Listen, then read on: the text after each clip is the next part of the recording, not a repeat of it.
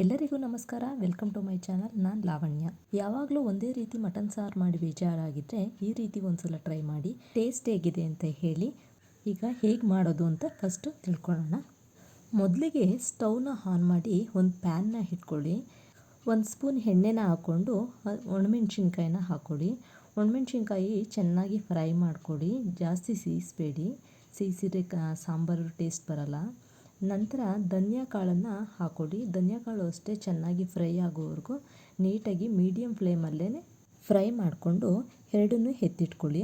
ಅದು ತಣ್ಣಗಾದ್ಮೇಲೆ ಚೆನ್ನಾಗಿ ರುಬ್ಕೊಳ್ಳಿ. ನಂತರ ಒಂದು ಪ್ಯಾನ್ ತಗೊಂಡು ಅದಕ್ಕೆ 1 ಸ್ಪೂನ್ ಎಣ್ಣೆ ಹಾಕ್ಕೊಂಡು 1 ಗಡ್ಡೆ ಬೆಳ್ಳುಳ್ಳಿ, ಅರ್ಧ ಇಂಚು ಶುಂಠಿ, 1 ಗಡ್ಡೆ ಈರುಳ್ಳಿ ಇದಿಷ್ಟನ್ನು ಹಾಕ್ಕೊಂಡು ಚೆನ್ನಾಗಿ ಫ್ರೈ ಮಾಡಿಕೊಂಡು ಇದಕ್ಕೆ 4 ಲವಂಗ ಮತ್ತು 2 ಇಂಚು ಚಕ್ಕೆ ಇದಿಷ್ಟನ್ನು ಹಾಕ್ಕೊಂಡು ಚೆನ್ನಾಗಿ ಫ್ರೈ ಮಾಡಿ. ಇದು ನೀಟಾಗಿ ಮೀಡಿಯಮ್ ಫ್ಲೇಮಲ್ಲೇ ಫ್ರೈ ಮಾಡಿ. ಹಸಿ ವಾಸನೆ ಹೋಗೋವರೆಗೂ ಇದನ್ನು ಫ್ರೈ ಮಾಡ್ತಾನೆ ಇರಬೇಕು. ನಂತರ ಸ್ವಲ್ಪ ಕೊತ್ತಂಬರಿ ಸೊಪ್ಪು, ಸ್ವಲ್ಪ ಪುದೀನ ಇದಿಷ್ಟನ್ನು ಹಾಕ್ಕೊಂಡು ನೀಟಾಗಿ ಒಂದು 5 ನಿಮಿಷ ಫ್ರೈ ಮಾಡಿ. ಏಕೆ ಅಂದರೆ ಹಸಿ ವಾಸನೆ ಹೋದಷ್ಟು ಮಟನ್ ಸಾಂಬಾರು ತುಂಬ ಟೇಸ್ಟಾಗಿ ಬರುತ್ತೆ. ಅದಕ್ಕೋಸ್ಕರ ಇದನ್ನು ರುಬ್ಕೊಂಡು ಎತ್ತಿಟ್ಕೊಂಬಿಡಿ. ಒಂದು ಕುಕ್ಕರ್ನ ತಗೊಂಡು ಅದಕ್ಕೆ 4ರಿಂದ 5 ಸ್ಪೂನ್ ಎಣ್ಣೆನ ಹಾಕ್ಕೊಂಡು ಎಣ್ಣೆ ಕಾದ ಮೇಲೆ ಒಂದು ಈರುಳ್ಳಿ, ನಂತರ ಶುಂಠಿ ಬೆಳ್ಳುಳ್ಳಿ ಪೇಸ್ಟ್ ನಾವೇನು ಮಾಡ್ಕೊಂಡಿದ್ದೀವಿ ರುಬ್ಕೊಂಡು ಇಟ್ಕೊಂಡಿದ್ವು ಅದೆಷ್ಟು ಶುಂಠಿ ಬೆಳ್ಳುಳ್ಳಿ ಪೇಸ್ಟ್ ಹಾಕ್ಕೊಂಡು ಚೆನ್ನಾಗಿ ಫ್ರೈ ಮಾಡ್ಕೊಳ್ಳೋಣ. ಇದು ನೀಟಾಗಿ ಫ್ರೈ ಮೀಡಿಯಮ್ ಫ್ಲೇಮಲ್ಲೇ ಫ್ರೈ ಮಾಡ್ಕೊಳ್ಳೋಣ. ಏಕೆ ಅಂದರೆ ಬೇಗ ತಳ ಹಿಡಿದ್ಬಿಡುತ್ತೆ ಅನ್ನೋ ಒಂದು ಕಾರಣಕ್ಕಷ್ಟೇ. ನೀಟಾಗಿ ಫ್ರೈ ಆದಮೇಲೆ ಅದಕ್ಕೆ ಸ್ವಲ್ಪ ಒಂದು 1/4 ಸ್ಪೂನು ಅರಿಶಿನ ಹಾಕೋಣ. ಅರಿಶಿನೂ ಕೂಡ ಫ್ರೈ ಆಗಿ ಎಲ್ಲ ಆದಮೇಲೆ ನಾನಿಲ್ಲಿ 1 kg ಮಟನ್ನ ತೊಗೊಂಡ್ಕೊಂಡಿದ್ದೀನಿ. ಆ ಮಟನನ್ನು ಆ್ಯಡ್ ಮಾಡೋಣ. ಮಟನ್ ಆ್ಯಡ್ ಮಾಡಿ ಶುಂಠಿ ಬೆಳ್ಳುಳ್ಳಿ ಪೇಸ್ಟ್ ಜೊತೆ ಮಟನನ್ನು ಚೆನ್ನಾಗಿ ಮಿಕ್ಸ್ ಮಾಡೋಣ.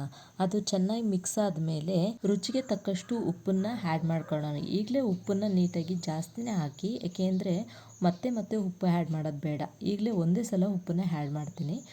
ರುಚಿಗೆ ಎಷ್ಟು ಬೇಕೋ ಅಷ್ಟು ಉಪ್ಪನ್ನು ಆ್ಯಡ್ ಮಾಡಿಕೊಂಡು ಚೆನ್ನಾಗಿ ಮಿಕ್ಸ್ ಮಾಡಿ ಅದನ್ನು ಬೇಯೋಕ್ಕೆ ಬಿಟ್ಬಿಡೋಣ. ಇದೇ ಸಮಯದಲ್ಲಿ ನಾವು ಒಂದು ಮಸಾಲೆ ರೆಡಿ ಮಾಡೋಣ. ಅರ್ಧ ಹೋಳು ಕಾಯಿ ತೊಗೊಂಡಿದ್ದೀನಿ, ಒಂದು 3 ಸ್ಪೂನು ಅಚ್ಚಕಡಲೆ, 1 ಸ್ಪೂನು ಗಸಗಸೆ ಇಷ್ಟನ್ನು ಹಾಕ್ಕೊಂಡು ಚೆನ್ನಾಗಿ ನೀರು ಹಾಕ್ಕೊಂಡು ತುಂಬ ಸಣ್ಣಗೆ ರುಬ್ಕೊಂಬರೋಣ. ಇದೇ ಸಮಯದಲ್ಲಿ ಈಗ ಮಟನ್ ಆಲ್ರೆಡಿ ರೆಡಿಯಾಗಿದೆ. ಈಗ ಚೆನ್ನಾಗಿ ಬೆಂದಿದೆ ನೋಡಿ, ನೀರಿನ ಅಂಶ ಒಂದು ಸ್ವಲ್ಪನೂ ಇಲ್ದಂಗೆ ಚೆನ್ನಾಗಿ ಬೆಂದಿದೆ. ಈಗ ನಾವು ರುಬ್ಕೊಂಡಿರೋ ಮಸಾಲೆ ಏನೇನಿದೆ ಅದನ್ನು ಆ್ಯಡ್ ಮಾಡೋಣ. ಫಸ್ಟಿಗೆ ನಾವು ಖಾರ ಚೆನ್ನಾಗಿ ಹಿಡೀಲಿ ಅನ್ನೋ ಕಾರಣಕ್ಕೋಸ್ಕರ ಮೆಣಸಿನ್ಕಾಯಿ ಧನಿಯಾ ಹಾಕ್ಕೊಂಡು ನಾವೇನು ಫ್ರೈ ಮಾಡ್ಕೊಂಡಿದ್ವಿ ಆ ಮಸಾಲೆನ ಆ್ಯಡ್ ಮಾಡೋಣ. ಆ ಮಸಾಲೆನ ಚೆನ್ನಾಗಿ ತಿರುಗಿಸಿ ಅದ್ರ ಜೊತೆ ಚೆನ್ನಾಗಿ ಮಿಕ್ಸ್ ಆದಮೇಲೆ ಒಂದು 5 ನಿಮಿಷ ಅದ್ರ ಜೊತೆ ಬೇಯಲು ಬಿಡೋಣ. ಆಗ ಚೆನ್ನಾಗಿ ಉಪ್ಪು ಖಾರ ಎಲ್ಲ ಚೆನ್ನಾಗಿ ಮಟನ್ಗೆ ಹತ್ಕೊಳ್ಳಿ ಅನ್ನೋ ಕಾರಣಕ್ಕೆ. ಇದೇ ಸಮಯದಲ್ಲಿ ಚೆನ್ನಾಗಿ ಬೆಂದಿದೆ. ಈಗ ನಾವು ಕಾಯಿನ ಏನು ರುಬ್ಕೊಂಡು ಇಟ್ಕೊಂಡಿದ್ವೋ ಆ ಮಸಾಲೆನ ಇದಕ್ಕೆ ಆ್ಯಡ್ ಮಾಡೋಣ. ಈಗ ನಮಗೆ ಸಾಂಬಾರಿಗೆ ನೀರು ಎಷ್ಟು ಹಾಕಬೇಕು, ಯಾವ ಹದದಲ್ಲಿ ಸಾಂಬಾರು ಬೇಕು, ನಮಗೆ ಗಟ್ಟಿ ಬೇಕೋ ತುಂಬ ತೆಳು ಬೇಕೋ ಮತ್ತು ಉಪ್ಪು ಖಾರ ಎಲ್ಲ ಈ ಸಮಯದಲ್ಲಿ ನೋಡಿಕೊಂಡು ನಾವು ಏನು ಬೇಕೋ ಅದನ್ನು ಆ್ಯಡ್ ಮಾಡ್ಕೋಬೇಕಾಗುತ್ತೆ. ಲಾಸ್ಟಿಗೆ ಸ್ವಲ್ಪ ಕೊತ್ತಂಬರಿ ಸೊಪ್ಪೆಲ್ಲ ಹಾಕಿ ಲಿಡ್ನ ಕ್ಲೋಸ್ ಮಾಡಿ ಒಂದು 2 ವಿಷಲ್ನ ಹಾಕ್ಸಿದ್ರೆ ತುಂಬ ಟೇಸ್ಟಿಯಾದ ಮಟನ್ ಸಾಂಬಾರು ರೆಡಿಯಾಗಿರುತ್ತೆ.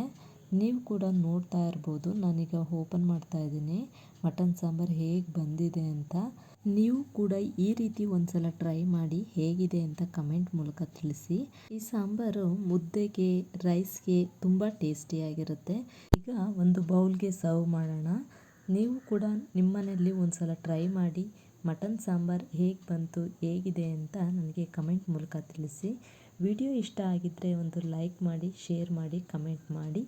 ಧನ್ಯವಾದಗಳು.